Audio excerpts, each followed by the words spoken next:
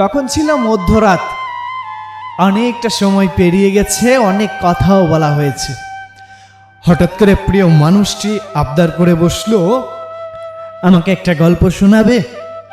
আমি বললাম না, এখন না, পরে কোনো একটা সময় শোনাবো। তখন সে বায়না ধরলো, না আমাকে এখনই গল্প শোনাতে হবে। তখন আমার একটা গল্পের কথা খুব মনে পড়ে গেল। আমি বললাম, তাহলে শোনো গল্পটি।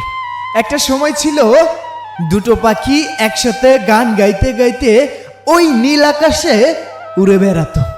একদিন তারা দুজনেই সিদ্ধান্ত নিল, চলো এবার একটা বাসা বানানো যাক।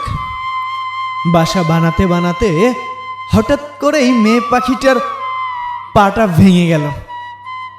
তারপরে মেয়ে পাখিটা কাঁদতে কাঁদতে ছেলে পাখিটাকে বলল, আমাকে কখনো ছেড়ে যাবে না তো?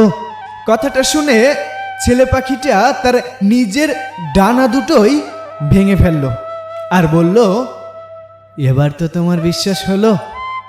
হঠাৎ একদিন কালবৈশাখী ঝড় উঠল। একটা বিশাল দমকা হাওয়ায় তাদের টিকে থাকা মুশকিল হয়ে গেল। তখন ছেলে পাখিটা মেয়ে পাখিটাকে বলল, তুমি একটা নিরাপদ আশ্রয় খুঁজে নাও, যেখানে তুমি নিরাপদ থাকতে পারবে। এ কথা শোনা মাত্রই মেয়ে পাখিটা উড়ে চলে গেল ওই দূর আকাশে। পরদিন সকালবেলা মেয়ে পাখিটা তার বাসায় ফিরে এলো। ঝড় থেমে গেল, কিন্তু এসে দেখলো ছেলে পাখিটা আর নেই।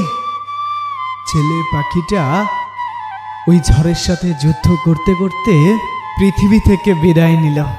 আর তার পাশেই লেখা ছিল, হাজারো কষ্টের শত যুদ্ধেও বেঁচে থাকতে পারতাম, শুধু তুমি যদি আমার পাশে থাকতে। আচ্ছা, গল্পটি কেমন লাগলো তোমার কাছে? তখন সে আমাকে মলিন ভাষা একটা কথা বলেছিল, আমাদের মাঝে যতই বিপদ আসুক না কেন, আমি তোমাকে কখনোই ছেড়ে যাব না, কখনোই ছেড়ে যাব না।